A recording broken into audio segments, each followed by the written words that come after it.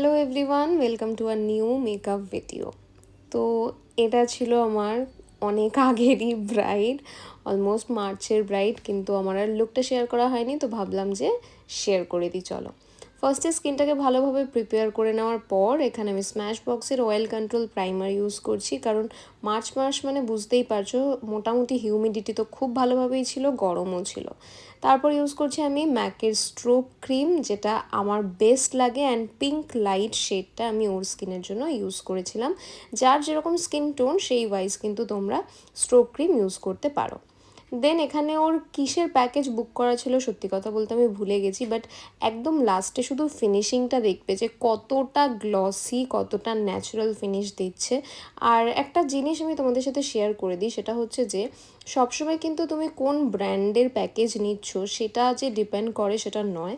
অনেক ক্ষেত্রে কিন্তু মেকআপ আর্টিস্ট কীভাবে মেকআপ করছে, কি কি তাদের স্টেপস থাকে, কিভাবে স্কিনটাকে প্রিপেয়ার করে সেটার উপর ডিপেন্ড করে। অ্যান্ড সব থেকে যেটা বেশি ডিপেন্ড করে সেটা হচ্ছে তোমার স্কিনের কি সিচুয়েশন রয়েছে তার উপর। মানে ধরো কারোর বেসিক প্যাকেজ যদি ম্যাক হয়, তোমার স্কিন যদি খুব খুব ভালো অবস্থায় থাকে, তোমার স্কিনের যে টেক্সচার, স্কিনের যে গ্লসিনেস, স্কিনের যে ময়শ্চারাইজ ব্যালেন্স, সেগুলো যদি খুব ভালো থাকে তাহলে কিন্তু সেটা দিয়েও একটা সুন্দর বেস ক্রিয়েট করা যায়। যদিও আমি একদমই বলছি না যে ম্যাকের বেস খারাপ, সেটা একদমই নয়, জাস্ট তোমাদেরকে বোঝানোর জন্য আমি কথাটা বললাম। তো নিজের যত বেশি খেয়াল রাখবে, নিজের স্কিনকে যত বেশি হেলদি রাখবে, তত কিন্তু মেকআপ ভালো হবে।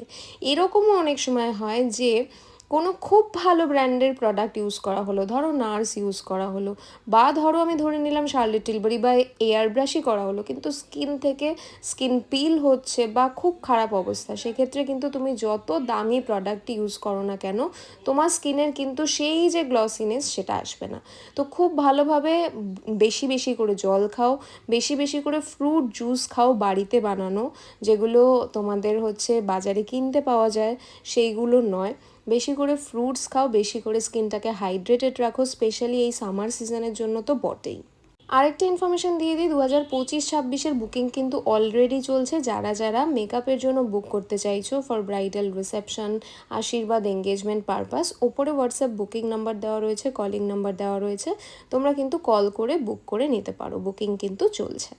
তো অন্যান্য সব ব্রাইডদের মতো ও চেয়েছিল একদম সাটেল, গ্লোই, সুন্দর একটা গ্লিটারি একটু আই মেকআপ হবে, কিন্তু খুব বেশি ওভার দ্য টপ লাগবে না, সেরকম একটা মেকআপ লুক, এবং সেরকমভাবেই কিন্তু ওকে রেডি করা হয়েছিল। জাস্ট একটু নিচে কমেন্টে জানিও যে ওর মেকআপটা কতটা গ্লসি লাগছে, কতটা ন্যাচারাল ফিনিশ লাগছে, অ্যান্ড স্কিনটা কতটা ভালো লাগছে। তো এটাই হলো ব্যাপার, যদি স্কিন ভালো থাকে তাহলে যে কোনো মেকআপ খুবই খুবই খুবই ভালো হয়। আরেকটা জিনিস যেটা নিয়ে আমি আগেও কথা বলেছি, আরও একবার বলতে চাই, সেটা হচ্ছে যে আমি ব্রাইড, তার মানে আমাকে আইল্যাশ পরতেই হবে এরকম কোনো ব্যাপার নেই। আমি আমার নিজের বিয়েতে আইল্যাশ পরিনি, এরকমটা অনেকেই ভাবতো যে ও ব্রাইডদেরকে পরায় না, বাট নিজের বিয়েতে তো ডেফিনেটলি পরবে। বাট না, আমি কিন্তু আমার নিজের বিয়েতেও আইল্যাশ পরিনি, কারণ আমার কাছে কমফোর্টেবল থাকাটা is the most important thing. যেরকমভাবে এই ব্রাইডও ফার্স্টে আইল্যাশ পরেনি, তারপরে মনে হচ্ছিল, ও বলছিল যে আমি যদি পরি আমার কোনো প্রবলেম নেই, তোকে পরানো হয়েছিল, বাট বেশিরভাগ আমি বলবো আমার 80% ব্রাইড আইল্যাশ পরেই না। যেরকমভাবে দেখো সেটটা এত সুন্দর, বাট তারপরেও ওর ওভার দ্য টপ লাগছিলো বলে আমরা বড় সেটটা খুলে দিয়েছিলাম।